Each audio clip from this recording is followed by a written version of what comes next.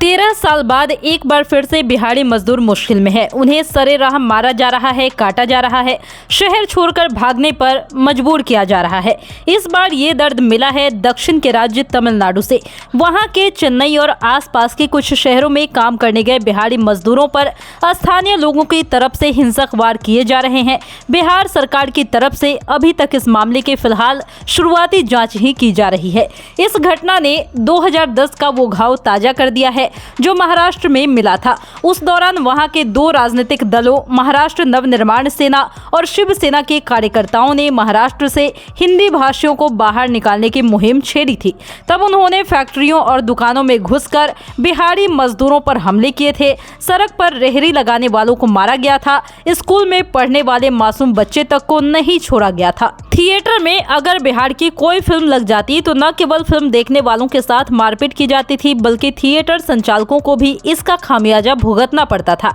इतना ही नहीं, तब तत्कालीन शिवसेना सुप्रीमो दिवंगत बाला साहब ठाकरे ने अपने मुखपत्र सामना में बिहारियों को गोबर का कीड़ा कहा था। उन्होंने बिहारियों के लिए एक बिहारी 100 बीमारी जैसी संज्ञा का इस्तेमाल भी किया था। उन्होंने लिखा था कि बिहार में भ्रष्टाचार की गंगा बहती है और इसी वजह से गंगा मैली हो गई है। वहाँ गरीबी, भूख, बेरोजगारी और जातिवाद के साथ अराजक स्थिति है। हिंदी भाषियों के समर्थन के लिए क्रिकेटर सचिन तेंदुलकर को भी आलोचनाओं का शिकार होना पड़ा था। लगातार हो रहे हमले पर 2009 में सचिन ने कहा था कि मुझे इस बात पर बड़ा गर्व है कि मैं महाराष्ट्रियन हूं, लेकिन मैं पहले एक भारतीय हूं। मुंबई हर भारतीय की है। सचिन के इस बयान पर बाला साहब ठाकरे ने सचिन को आड़े हाथों लिया था। बाल ठाकरे ने कहा था कि जब आप चौका या छक्का लगाते हैं तो लोग आपकी सराहना करते हैं, लेकिन यदि आप मराठियों के अधिकार का उल्लंघन करेंगे या उन पर टीका टिप्पणी करेंगे तो इससे मराठी मानुष आहत होगा और वो इसे कभी बर्दाश्त नहीं करेंगे। बाल ठाकरे ने सचिन तेंदुलकर को क्रिकेट के बहाने राजनीति न करने की नसीहत भी दे दी थी। बता दें कि तब मारपीट के साथ शुरू हुआ ये संघर्ष दो राज्यों की अस्मिता की लड़ाई बन गई थी। मुद्दा पूरी तरह से पॉलिटिकल होता चला गया। स्थिति ये हो गई थी कि तब बिहार के मुख्यमंत्री ने मुंबई में जाकर बिहार दिवस मनाने की घोषणा तक कर दी थी, तो विपक्ष में रहे लालू प्रसाद यादव ने मुंबई में जाकर छठ करने की घोषणा कर दी थी। इस पर महाराष्ट्र नवनिर्माण सेना सुप्रीमो राज ठाकरे ने पलटवार किया था और महाराष्ट्र से दूर रहने की हिदायत दी थी। हालांकि महाराष्ट्र में पिछले कुछ वर्षों से हालत पूरी तरह से शांत है।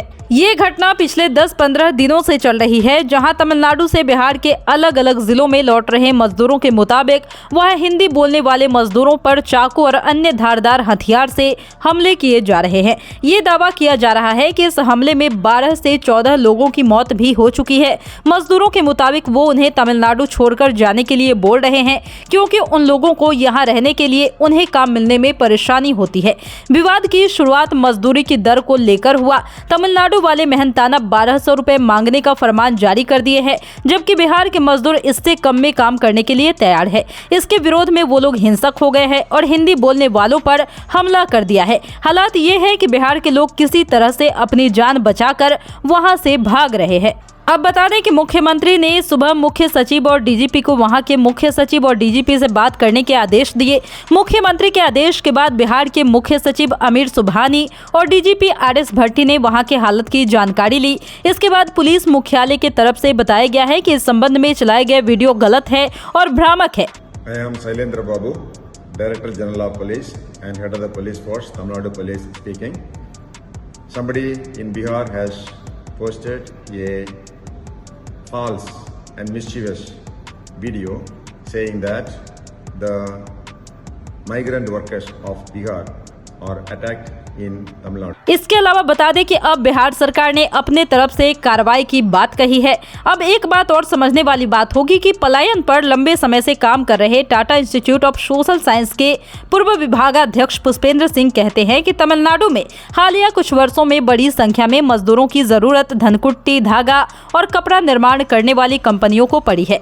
वो कहते हैं कि इन राज्यों को बिहार समेत हिंदी भाषी मजदूरों की किस कदर जरूरत है उसका अंदाजा इसी बात से लगा सकते हैं कि कोरोना के बाद देश के विभिन्न राज्यों से अपने अपने देश लौटे मजदूरों को सबसे पहले विशेष सुविधा के साथ तेलंगाना और तमिलनाडु ही वापस ले जाया गया था। वो कहते हैं कि केरल और तमिलनाडु एक ऐसा राज्य है जहां बड़ी संख्या में स्किल्ड और शिक्षित मजदूर हैं और ये यहां काम करने के बजाय गल्फ और यूरोप जैसे देशों में पलायन कर जाते हैं। इसके कारण इनके यहाँ मजदूरों की भारी किल्लत हो जाती है। दीक्षांत एडुटेक लाया है दीक्षांत ई लर्निंग ऐप। बने दीक्षांत का चैनल पार्टनर और अर्न करें लाखों रुपए प्रति महीने। चैनल पार्टनर बनने के लिए विजिट करें www.दीक्षांत.com। दीक्षांत एडुटेक लाया है दीक्षांत डिजिटल क्लास। दीक्षांत डिजिटल क्लास का उपयोग कर छात्र बना सकते हैं पढ़ाई को बेहद आसान और मजेदार। दीक्षांत डिजिटल क्लास को स्कूल में बैठकर देखना है तो पेन ड्राइव और स्मार्ट टीवी बनेगा सही माध्यम। चलिए अब ये भी जानते हैं कि दीक्षांत डिजिटल क्लास का फी स्ट्रक्चर क्या होगा। नर्सरी से लेकर यूकेजी के लिए 7,000, नर्सरी से लेकर दूसरी कक्षा के लिए 12,000, नर्सरी से लेकर 5वीं तक के लिए 18,000, नर्सरी से लेकर 8वीं तक के लिए 24,000, नर्सरी से लेकर 10वीं तक के लिए 30,000।